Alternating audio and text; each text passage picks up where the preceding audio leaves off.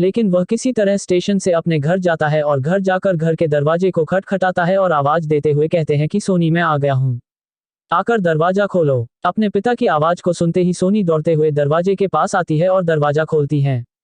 सोनी की माँ भी उसके साथ ही आती हैं। राकेश एक हाथ से अपना सूटकेस उठाए हुए होता है और अपने कटे हुए हाथ को अपने पीठ के पीछे छुपा लेता है।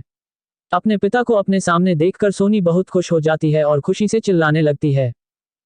पर जब वो देखती है उसके पिताजी ने एक हाथ पीछे छुपा रखा है तो वह अपने पिता से कहती है कि पिताजी आपने पीछे क्या छुपा रखा है, बताओ बताओ। सोनी को मानो ऐसा लगता है कि वह उसके लिए कोई सरप्राइज लेकर आए हैं, जिसे सोचकर वह मन ही मन खुश होने लगती है।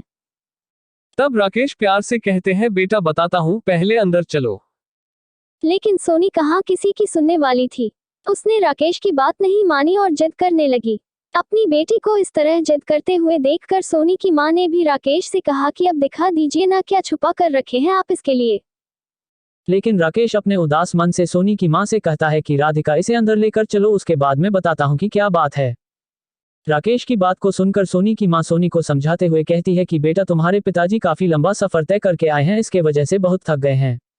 अपने पिताजी को अंदर आने दो और थोड़ा आराम करने दो, उसके बाद तुम खुद देख लेना कि वह तुम्हारे लिए क्या लाए हैं। राकेश, सोनी और उसकी मां तीनों ही घर के अंदर चले आते हैं। घर के अंदर आने के बाद राकेश सोनी को कहता है कि बेटा आप थोड़ी देर के लिए अपने कमरे में जाओ, मुझे आपकी मां से कुछ जरूरी बात करनी है। अपने पिता की बात सुनकर सोनी एक अच्छे बच्चे की तरह अपने कमरे में चली जाती है। अब राकेश सोनी की मां से कहता है कि राधिका मैंने तुम्हें सोनी से अलग इसलिए बात करने के लिए बुलाया है ताकि तुम मेरी परेशानी को समझ सको, क्योंकि मेरी परेशानी को जान। राकेश की इन बातों को सुनकर सोनी की मां घबरा जाती है और पूछती है कि क्या हुआ, आप इतने परेशान क्यों हैं? आप अपनी परेशानी मुझे बताइए। के इन बातों को सुनकर राकेश उससे कहता है कि देखो तुम रोना मत, क्योंकि तुम्हें खुद को संभालना होगा। ये कहता हुआ वह अपना कटा हुआ हाथ उसे दिखाता है। अपने पति की इस हालत को देखकर राकेश की पत्नी की आंखों से आंसू गिरने लगते हैं, वो बहुत रोने लगती है। राकेश कहता है देखो अगर तुम ऐसे रोवोगी तो सोनी को कौन समझाएगा, कौन उसे संभालेगा।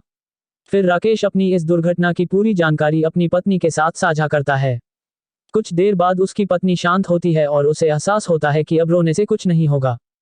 राकेश अपनी पत्नी से कहता है कि हमें सोनी को ये बात प्यार से समझानी होगी कि यही अब हकीकत है और हमें इस बात का दुख मनाए बिना इसे स्वीकार करना होगा।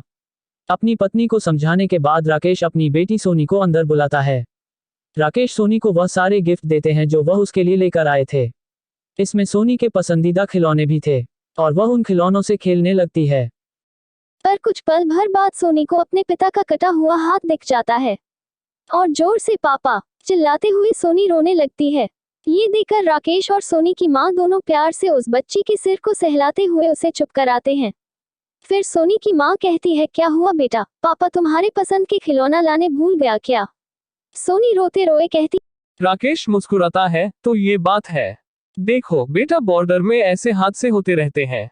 हम फौजी हैं और हमारा जीना और मरना सभी भारत माता के लिए ही है। हमें ये तक नहीं पता होता कि हम अगले पल कहाँ रहेंगे, क्या हम अपने परिवार के पास जिंदा लौटेंगे या नहीं। हमें पूरी निष्ठा के साथ अपने कर्तव्य को निभाना होता है। हमारे परिवार और तीज त्योहारों से ज्यादा जरूरी देश की सुरक्षा करना है और देश के ऊपर तो हम मर मिटने के लिए तैयार हैं। तुम एक बहादुर लड़की हो और तुम्हें परेशानियों को देखकर घबराना नहीं चाहिए, बल्कि उसका सामना करना चाहिए। अब जो बीत गया है उस पर ध्यान देकर हम आने वाले सुख को क्यों खराब करें। जीवन में सुख का आना जाना लगा रहता है, पर इंसान को विपत्ति के समय घबराना बिल्कुल नहीं चाहिए। राकेश के इन शब्दों को सुनकर सोनी चुप हो जाती है और कहती है पापा मैं भी आपकी तरह देश की सेवा करूंगी और बॉर्डर पर जाऊंगी। ये सुनकर राकेश कहते हैं बेटा मुझे गर्व है कि मैं तुम्हारी जैसी बहादुर लड़की का पिता हूँ। आपको यह वीडियो देखकर कैसा लगा प्लीज लाइक करें एंड सब्सक्राइब करें। प्यार से बोलो भारत माता की जय।